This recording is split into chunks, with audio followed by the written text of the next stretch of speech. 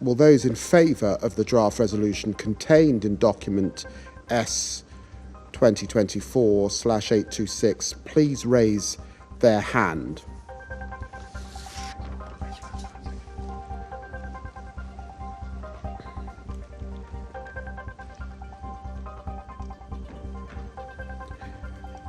Those against? अभी आप United Nations की सबसे जरूरी चर्चा देख रहे थे। ये यूनाइटेड नेशंस के सिक्योरिटी काउंसिल की मीटिंग थी। 18 नवंबर को ब्रिटेन यहां एक प्रस्ताव लेकर आया। प्रस्ताव कि सूडान में चल रही जंग रोकी जाए। सूडान में अप्रैल 2023 से सिविल वॉर चल रहा है। लगभग 1.5 लाख लोग मारे जा चुके हैं। 1 करोड़ से ज्यादा लोग विस्थापित हो चुके हैं। लगभग 2.5 करोड़ लोगों पर भुखमरी का खतरा मंडरा रहा है, पर जंग अभी भी थमी नहीं है। इसी विध्वंस के चलते यूएनएससी में प्रस्ताव लाया गया था। 15 में से 14 सदस्यों ने इसका समर्थन किया, लेकिन रूस ने इसे वीटो कर दिया। कहा, आप अपना एजेंडा सूडान में चलाना चाहते हैं, इससे सूडान की जंग और भड़क जाएगी। रूस के वीटो की अमेरिका और ब्रिटेन ने आलोचना की। पूछा, और कितनी जान जाने के बाद आप जंग रोकेंगे? रूस ने पलटवार कर कहा, गाजा में चल रही जंग में तो आपका रवैया एकदम अलग होता है। वहां आप इजराइल को खूब समर्थन दे रहे हैं। और इसी बहस के बीच सूडान की चर्चा ठंडे बस्ते में चली गई। लेकिन एक सवाल रह गया कि रूस को इस प्रस्ताव से दिक्कत क्या थी जो उसने वीटो कर दिया। आज के शो में हम इसी पर विस्तार से चर्चा करेंगे और जानेंगे सूडान में चल रही जंग रुक क्यों नहीं रही है, रूस का सूडान में क्या स्टेक है और सूडान जंग ने दुनिया पर क्या असर डाला है। नमस्ते, मेरा नाम सोनल है और आप देखना शुरू कर चुके हैं लल्लन टॉप का अंतर्राष्ट्रीय प्रसंगों से जुड़ा रोजाना का कार्यक्रम दुनियादारी। Brought to you by Sensodyne K, Haier and i10. SLS और पैराबेन गॉन, तो उसका करंट ऑन। What then? इसके पोटेशियम आयंस करें टूथ का करंट गॉन, लाइफ का करंट ऑन।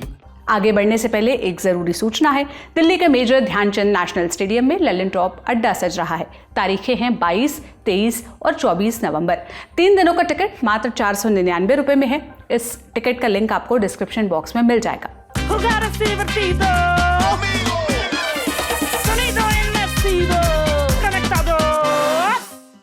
अब दुनियादारी शुरू करते हैं। सबसे पहले बेसिक। सूडान अफ्रीकी महाद्वीप के उत्तर पूर्व में बसा है। इसका पूर्वी किनारा रेड सी यानी कि लाल सागर से मिलता है। रेड सी को पार करते ही एशियाई महाद्वीप शुरू हो जाता है। सूडान की जमीनी सीमा 7 देशों से मिलती है। कौन कौन से हैं ये देश? यह है इजिप्ट, लीबिया, चाड, सेंट्रल अफ्रीकन रिपब्लिक यानी CAR, साउथ सूडान, इथोपिया और इरिट्रिया। अधिकतर देशों में अराजकता और अस्थिरता है। इसका असर सूडान को भी झेलना पड़ता है। यहाँ आबादी लगभग 5 करोड़ है। 90% से अधिक लोग इस्लाम को मानते हैं। लगभग 6% लोग ईसाई हैं। बाकी में दूसरे धर्म के लोग आते हैं। यहाँ की आधिकारिक भाषा अरबी और अंग्रेजी है। करेंसी का नाम सूडानी पाउंड है। सूडान की राजधानी खार्तूम है। नई दिल्ली से खार्तूम की दूरी लगभग 4800 किलोमीटर है।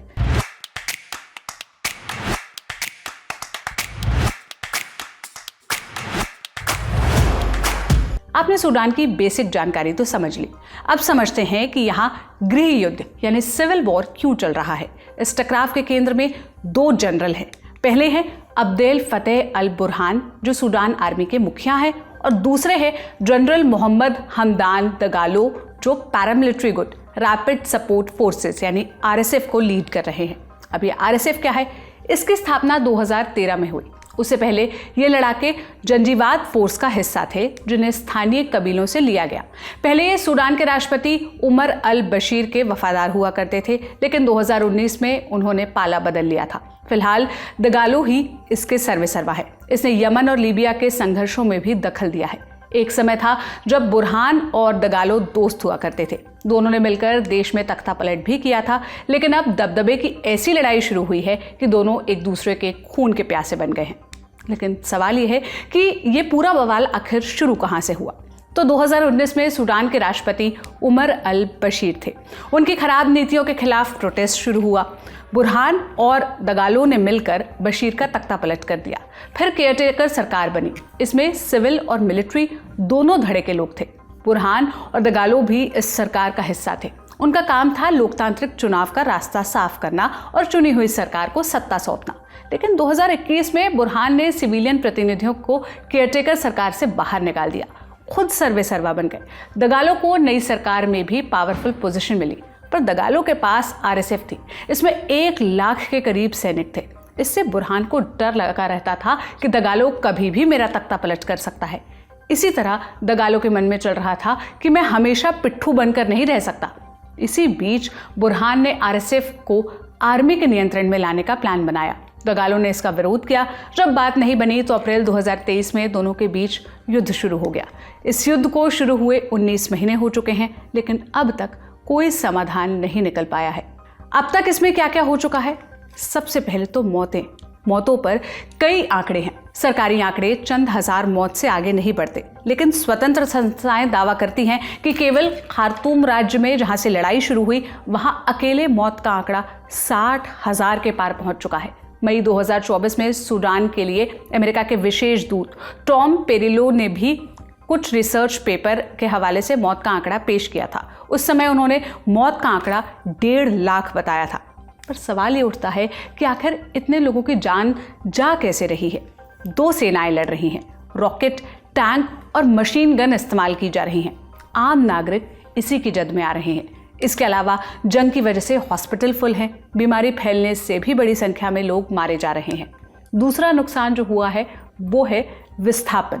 इंटरनेशनल ऑर्गेनाइजेशन फॉर माइग्रेशन की रिपोर्ट के मुताबिक अब तक 1 करोड़ से ज्यादा लोग अपना घर छोड़कर जा चुके हैं। डॉक्टर्स विदाउट बॉर्डर्स की रिपोर्ट में विस्थापित हुए लोगों में लगभग 20 लाख की संख्या 5 बरस से कम बच्चों की है। तीसरा पॉइंट है भुखमरी। डच थिंक टैंक क्लिंगेनडेल इंस्टीट्यूट की रिपोर्ट बताती है कि जंग की वजह से सूडान में खाने की भयंकर कमी आई है। रिपोर्ट के मुताबिक जंग की वजह से सूडान में फसल कम हो रही है, खाने के सामान का आयात कम हुआ है और महंगाई बढ़ी है। स्वतंत्र आंकड़े के मुताबिक सूडान में 2.5 करोड़ लोग भुखमरी का सामना कर रहे हैं। तो ये रहा सूडान के ताज़ा हालात। अब आते हैं हालिया मुद्दे पर। जैसा हमने पहले बताया कि 18 नवंबर को ब्रिटेन सूडान जंग रोकने के लिए प्रस्ताव लेकर आया, पर इसे रूस ने वीटो कर दिया। इसके बाद अमेरिका और ब्रिटेन ने आलोचना की। One country stood in the way of the council speaking with one voice. One country is the blocker. One country is the enemy of peace. This Russian veto is a disgrace, and it shows to the world yet again Russia's true colors. पर सवाल यह है कि रूस ने आखिर veto किया क्यों? उसका यहाँ पर क्या स्टेक है? इसे पॉइंट दर पॉइंट समझते हैं। पुतिन का private military group Wagner Sudan में एक्टिव है। अगस्त 2023 में वैगनर के मुखिया येवगेनी प्रिगोजिन की एक प्लेन क्रैश में मौत हो गई। फिर संगठन की कमान उसके बेटे पेवेल प्रिगोजिन ने संभाली। रिपोर्ट्स बताती हैं कि सूडान में वैगनर कमजोर हुआ, लेकिन पूरी तरह खत्म नहीं। पुतिन इसके जरिए अपने हित सूडान में साधना चाहते हैं।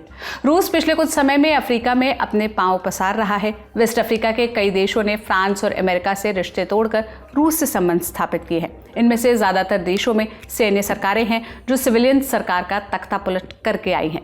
रूस रैपिड सपोर्ट फोर्सेस को हथियार सप्लाई भी करता है। रूस सूडान की सोने की खदानों से कमाई करता है। उसने वहां के ऊर्जा संसाधनों पर भी कब्जा जमाया हुआ है। रूस सूडान को डिप्लोमेटिक समर्थन भी देता है। उसने पश्चिमी दुनिया के उलट सूडान पर कोई प्रतिबंध नहीं लगाया। अब वीटो पर रूस का क्या कहना है? रूस बोला कि यह सूडान का अंदरूनी मसला है, ये जंग रोकने का सही तरीका नहीं है। ब्रिटेन इस प्रस्ताव के जरिए सूडान में अपना एजेंडा चलाना चाहता है। अब इसे समझने के लिए हमने जानकार से पूछा कि रूस के वीटो की असली वजह आखिर क्या थी।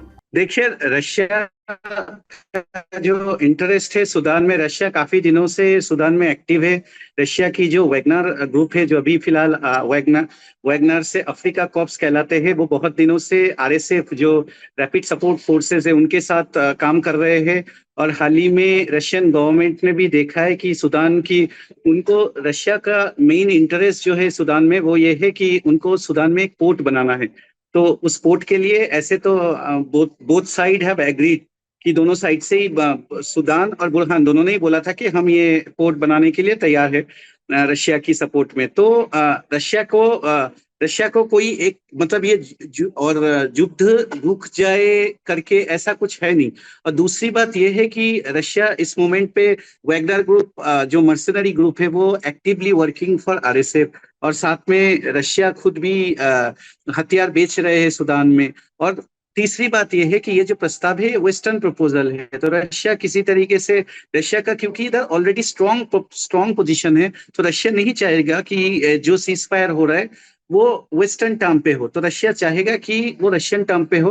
तो रशिया ने जो बोला है वो ये है कि ऐसा नहीं है कि रशिया ने नहीं बोला है कि सीज फायर नहीं होना चाहिए, रशिया ने बोला है कि वो सूडान के टर्म्स पे नहीं है, सूडान के टर्म्स पे नहीं है, तो इसलिए हम वेटो कर रहे हैं। तो by Sudan term Russia actually means कि this term should be favourable to them. Sudan में अब तक शांति बहाल क्यों नहीं हो पाई है?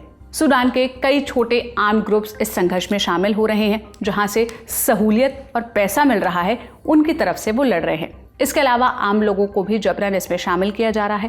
जानकार कहते हैं कि पूरी दुनिया का फोकस इस समय गाजा और यूक्रेन में चल रही जंग पर है, इसलिए इस जंग पर अंतर्राष्ट्रीय समुदाय का कम ध्यान जा रहा है।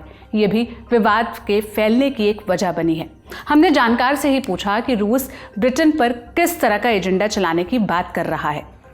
हाँ, ये सबसे बड़ी एजेंडा जो है, पहली बात तो ये मैंने बताया कि इनको चाहिए कि Russia is already very strong in Sudan, तो ये अगर सीज फायर उनके टर्म्स पे होगा, सबसे पहले तो रशिया ये पूरे इक्वेशन में रशिया का जो पल्ला भारी है वो वीक हो जाएगा।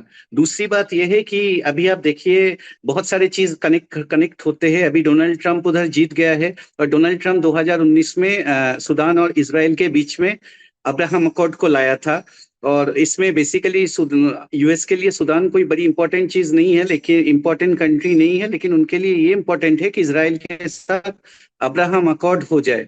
तो अगर ये युद्ध अगर नहीं रुकेगा तो ये अब्राहम अकॉर्ड बंद नहीं होगा। और क्या पता शायद ट्रंप के साथ यही टर्म्स होंगे कि जैसे ही अब्राहम अकॉर्ड हो जाए, इजराइल अपना लड़ाई पैलेस्टीन के साथ लड़ाई खत्म कर दे। तो जो भी है इस मसले का हाल यही है कि कहीं ना कहीं जाके ये इनडायरेक्टली ये सूडान का क्राइसिस इजराइल क्राइसिस के साथ लिंक हो रहा है कि अगर ये वाला लड़ाई रोक दिया जाए वेस्टर्न टर्म पे, फिर उसको सूडान को बोला जाएगा कि आपको सैंक्शन, पिछली बार भी सैंक्शन माफ कर दिया गया था, इस बार बोला जा सकता है कि आपको कैश देंगे, आपको सपोर्ट देंगे, आपका ये जो Sudan needs lot of reconstruction money, तो आपको ये सब देंगे अगर आप इजराइल के साथ ये अकॉर्ड में आ जाओ। और इजराइल को बोला जाएगा कि अगर आप ये अकॉर्ड में आओगे, आपको ये अकॉर्ड दिला देंगे, लेकिन उसके लिए आपको ये लड़ाई रोकना पड़ेगा। हमने ऑब्जर्वर रिसर्च फाउंडेशन यानी ORF में एसोसिएट फेलो समीर भट्टाचार्य से पूछा 19 महीने में जंग अब तक आखिर क्यों नहीं रुक पाई। तो ये जंग क्यों नहीं रुक रही है, उसके लिए there are domestic reasons and there are external influences. सबसे पहले डोमेस्टिक रीजन देखेंगे तो सबसे पहले तो ये दोनों ही अपने मिलिट्री के ही नेता है, और जैसे एक मयान में दो तलवार नहीं रह सकते हैं, तो वैसे ही जो सुडानीज आर्म फोर्सेज है, एसएएफ के लीडर बुरहान और आरएसएफ के जो लीडर है हेमेती डागालो, इन दोनों में से कोई एक लीडर बनेगा। ये पहले तो दो अलग अलग थे उनके टाइम पे, जब बशीर थे उन्होंने पैरेलली सुडानीज मेन आर्मी के साथ आरएसएफ को रखा था, लेकिन अब जब 2019 के बाद बशीर के फॉल के बाद जब ये बात आई कि इनको एक होना है, तो दोनों एक हो जाएंगे तो एक ही लीडर रहेगा ना, तो दूसरे की तो पॉलिटिकल करियर खत्म। तो ये दोनों में से जो जीता वही सिकंदर, तो ये दोनों लड़ते रहेंगे जब तक कि दोनों में से कोई एक ना जीते। लेकिन उसमें भी दोनों में से कोई एक अभी तक हार जाता, एक जीत जाता। क्यों नहीं जीत रहे, कोई भी रिजल्ट क्यों नहीं आ रहा है, उसका वजह ये है कि बहुत सारे एक्सटर्नल इन्फ्लुएंस है, बहुत सारे एक्सटर्नल एक्टर्स है। इसमें आपके सबसे बड़े जो एक्टर्स है वो है जो गल्फ कंट्रीज के यूएई, सऊदी अरबिया, इजिप्ट, फिर इसमें रशिया का इंटरेस्ट है, इसमें यूएस का इंटरेस्ट है, इसमें इजराइल का इंटरेस्ट है। तो सब ने दोनों ये जो कोल्ड वॉर टाइप की तरह ही ये दोनों कैंप में बट गए हैं। तो ये दोनों कैंप में जब तक आपसी में ये बेसिकली दोनों कैंप की तरफ से ये लड़ाई चल रहा है, और ये लड़ाई चलता रहेगा। और मुझे लगता है ऐसा है कि अगर बुरहान खत्म हो जाए तो बुरहान के बाद कोई लीडर आ जाएगा, हेमेती खत्म हो जाए कोई और आ जाएगा, लेकिन ये लड़ाई इतना आसानी से नहीं रुकने वाला है जब तक ये एक्सटर्नल इन्फ्लुएंस ना खत्म हो। सूडान में चल रही जंग से दुनिया पर क्या असर पड़ रहा है? सबसे बड़ी बात है कि Sudan is situated in a very geographically and geopolitically sensitive place, red sea region पे। सूडान अभी कुछ ही दिन पहले जब ये हुती लोग जब अटैक कर रहे थे शिप के, ये सूडान के बहुत पास है। और सूडान एक ऐसा जगह है जहां पर सिक्योरिटी रीजन के लिए काफी कंट्रीज इंक्लूडिंग रशिया अपना पोर्ट, अपना नेवल बेस बनाना चाहते हैं। इंडिया के साथ भी अभी वेरी रिसेंटली जब ये लड़ाई चल रहा है उसी के बीच में टर्की ने सोमालिया के साथ रिलेशन बनाया है, तो टर्की का भी इंटरेस्ट है सूडान में। तो एक सबसे बड़ा प्रॉब्लम ये है कि दुनिया में जो इम्पैक्ट बोल रहे हैं उसमें है कि ये जो इनसिक्योरिटी, क्योंकि वही रेड सी चैनल से ही 70% ऑफ यूरोपियन ट्रेड पासेस। तो सुएज कैनाल को वो जगह पे जब आप सुएज कैनाल को सेव कर देंगे इधर से, अगर सूडान में अगर सेफ्टी नहीं रहेगा तो क्या होगा? लोग केप ऑफ गुड होप से घुमा के लेके जा रहे हैं, तो that is costing time and lot of fuels ना। तो ये नंबर 1 है। नंबर 2, अगर आप देखेंगे ये क्या सिक्योरिटी के चलते ये जो खर्चा, economic problem, and third and very important problem is refugee crisis. आज के डेट में अफ्रीका का सबसे बड़ा माइग्रेशन क्राइसिस जो है वो सूडान में है। तो ये जो इतना लड़ाई चल रहा है, ये सूडान के लोग अभी भाग भाग के according to their ethnicity, Sudan एक ऐसा कंट्री है जो 7 या 8 कंट्री को बॉर्डर करता है। और ये आपको पता होगा कि ये डिवाइड बॉर्डर जो बनाया गया था ब्रिटिश ने और वेस्टर्न पावर्स ने ऐसे ही डिवाइड कर दिए थे। तो अकॉर्डिंग टू देयर इथनिसिटी कुछ लोग चाद में भाग रहे हैं, कुछ लोग साउथ सूडान में भाग रहे हैं, कुछ लोग केनिया में भाग रहे हैं। तो ये आगे जाके लोग क्या करेंगे? एक पूरे कॉन्टिनेंट में एक रिफ्यूजी क्राइसिस तैयार हो रहा है। और आगे जाके यही लोग कोशिश ये भी करेंगे कि ऊपर से मोरक्को होके या अल्जीरिया होके वो ऊपर स्पेन या यूरोप में एंटर करने की कोशिश करेंगे। तो ये जाके यूरोप के लिए भी एक बहुत बड़ा प्रॉब्लम होगा। तो ये रिफ्यूजी क्राइसिस जो है और इन लोगों को सेटल करना वो भी एक इश्यू होगा। तो ये था हमारा बड़ी खबर सेगमेंट। अब सुर्खियों की तरफ बढ़ते हैं। आज की पहली सुर्खी G20 समिट से जुड़ी है। ब्राजील के शहर रियो डी जेनेरियो में 19वीं G20 समिट चल रही है। दुनिया की 20 सबसे मजबूत अर्थव्यवस्था वाले नेता यहां पहुंचे हैं। इनमें चीन के राष्ट्रपति शी जिनपिंग, अमेरिका के राष्ट्रपति जो बाइडेन, भारत के प्रधानमंत्री नरेंद्र मोदी भी शामिल हैं। G20 क्या है? G20 दुनिया की 19 सबसे बड़ी अर्थव्यवस्थाओं और यूरोपियन यूनियन का एक ग्रुप है, इसलिए इसे ग्रुप ऑफ 20 कहा जाता है। 2023 में अफ्रीकन यूनियन भी इस ग्रुप से जुड़ गया। G20 के सदस्य देशों की जीडीपी कुल मिलाकर ग्लोबल जीडीपी का 85% है। दुनिया की 2/3 आबादी भी इन्हीं देशों में रहती है। 1999 में इस समूह का गठन हुआ था। इसका मकसद था आर्थिक मसलों और बाकी नीतिगत मामलों पर चर्चा के लिए एक मंच तैयार करना। स्थापना के बाद से हर साल ये समूह अपने सालाना समिट के लिए मिलता रहा है। 2023 में इसकी मेजबानी भारत ने की थी। G20 के सदस्य देश कौन कौन हैं? ये हैं भारत, चीन, अमेरिका, रूस, Britain, Italy, Japan, France, Germany, Canada, Australia, Brazil, Saudi Arab, दक्षिण अफ्रीका, अर्जेंटीना, इंडोनेशिया, मैक्सिको, दक्षिण कोरिया और तुर्की। इसके अलावा स्पेन परमानेंट गेस्ट के तौर पर G20 का हिस्सा है। इस बार की समिट में क्या खास है? सबसे ज्यादा चर्चा अमेरिकी चुनाव को लेकर है। ट्रंप चुनाव जीत गए हैं, इसलिए जानकार कहते हैं कि इसका संगठन पर भी असर पड़ेगा। 20 जनवरी 2025 से डोनाल्ड ट्रंप का कार्यकाल शुरू हो जाएगा। आशंका जताई जा रही है कि ट्रंप आते के साथ ही ग्लोबल ट्रेड वॉर शुरू कर सकते हैं। वो दूसरे देशों पर बिजनेस टैरिफ बढ़ाने की बात कह भी चुके हैं। इससे G20 के कई देश चिंतित हैं, खासतौर पर चीन। रूस यूक्रेन और गाजा जंग को रोकने की भी बात वो कर चुके हैं।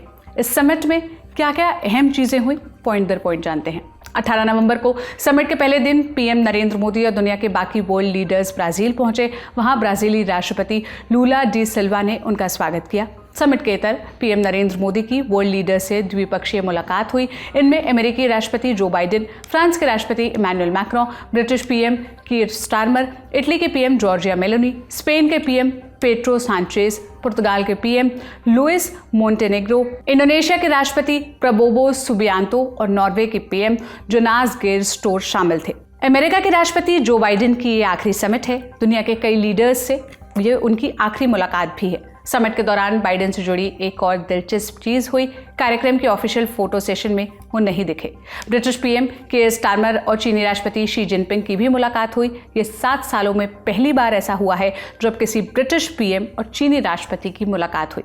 अब आज की दूसरी और अंतिम सुर्खी जान लेते हैं जो रूस से आई है। रूसी राष्ट्रपति व्लादिमीर पुतिन ने अपनी परमाणु नीति में बदलाव किए हैं। इन बदलावों को अमेरिका के लिए चेतावनी के तौर पर देखा जा रहा है। 17 नवंबर को कुछ अमेरिकी अखबारों ने दावा किया कि अमेरिका ने यूक्रेन को लॉन्ग रेंज मिसाइलों के इस्तेमाल की मंजूरी दे दी है। पुतिन ने आधिकारिक तौर पर इन रिपोर्ट्स पर कोई टिप्पणी नहीं की है, लेकिन 19 नवंबर को खबर आई कि पुतिन ने परमाणु नीति बदल ली है।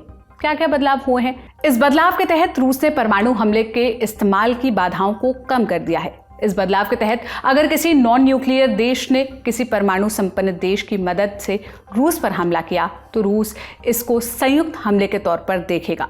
इसके अलावा अगर कोई देश मिसाइल, ड्रोन या फाइटर जेट्स का इस्तेमाल करता है तो रूस उस हमले को न्यूक्लियर रेस्पॉन्स के जस्टिफिकेशन के तौर पर देख सकता है। रूस पिछले कई महीनों से अपनी परमाणु नीति बदलने पर विचार कर रहा था। इसकी अनाउंसमेंट सितंबर के महीने में ही कर दी गई थी और अब इसे अमली जामा पहना दिया गया। तो आज का दुनियादारी हम यहीं पर समाप्त करते हैं। आप इन मसलों पर क्या राय रखते हैं, हमें कमेंट में ज़रूर बताइएगा। शो लिखा था मेरे साथी साजिद और अंकुर ने। आप अपना खूब ख्याल रखिए, ललन टॉप के साथ जुड़े रहिए। शुक्रिया, शुभ रात्रि। 499 रुपए में क्या ही मिलता है? पॉपकॉर्न का एक डब्बा मिलता है, एक कहानी पूरी सुनते हो और सब सफाचट हो जाता है। लेकिन अब बारी है कितनी ही कहानियां सुनने की। मम्मी को आप पसंद क्यों नहीं हैं, बताएंगी सुनंदा शर्मा। मम्मी कैसी हैं, पूछेंगे महीप सिंह। कहाँ गाड़े थे, विधायक जी आके खुद बताएंगे रामाधीर सिंह यानी कि तिग्मांशु धूलिया। तापसी पन्नू आएंगी और बताएंगी ओटीटी पर साम्राज्य कैसे कायम किया जाता है। और तमन्ना की तमन्नाओं की भी तो खबर सुननी है। फिर मुन्ना भैया भी चले आ रहे हैं पूरा कारवां लेकर, और जो मुन्ना भैया बचे तो आ रहे हैं स्टैंड अप कॉमेडियन, एक और नाम है गौरव कपूर। पर इन सब से इतर है एक बहुत बड़ा सवाल जिस पर पूरे ब्रह्मांड में मंथन चल रहा है कि ब्राउन रंग किसने लिखा है। जानने के लिए बादशाह रैपर से आपको खुद सवाल पूछना पड़ेगा, काहे से कि वो भी आ रहे हैं। इतने सारे सितारे आ रहे हैं, सब नहीं बता पाएंगे क्योंकि ये लल्लन टॉप अड्डा का प्लान है। कोई पेपर तो है नहीं जो लीक हो जाए। 499 रुपए का टिकट है, 3 दिन की भरपूर मौज है। तारीख जल्दी से कैलेंडर पे कट्टम जीरो करके बना लीजिए। 22, 23 और 24 नवंबर। जगह है दिल्ली का नेशनल स्टेडियम, मेजर ध्यानचंद यानी दद्दा के नाम पर बना हुआ नेशनल स्टेडियम। और ये टिकट मिलेगा कहाँ? फटाक से जाइए thelalantop.com की वेबसाइट पर, उसके माथे पे चमचमाता हुआ बैनर दिखेगा, ठोक दीजिएगा क्लिक, भर दीजिएगा डिटेल, मिल जाएगा आपको अपना टिकट। और मिलेंगे हम जो इस टिकट के उस पार की दुनिया, किस्से कहानों की, तजुर्बों की, ज्ञान की दुनिया को आपके सामने परोसेंगे। बहुत सारे सवाल होंगे, बहुत सारा गाना, बहुत सारी मस्ती और बहुत ही लल्लन टॉप किस्म के अनुभव। तो आइए, लल्लन टॉप के सालाना उत्सव में लल्लन टॉप अड्डा में आपका भरपूर स्वागत है।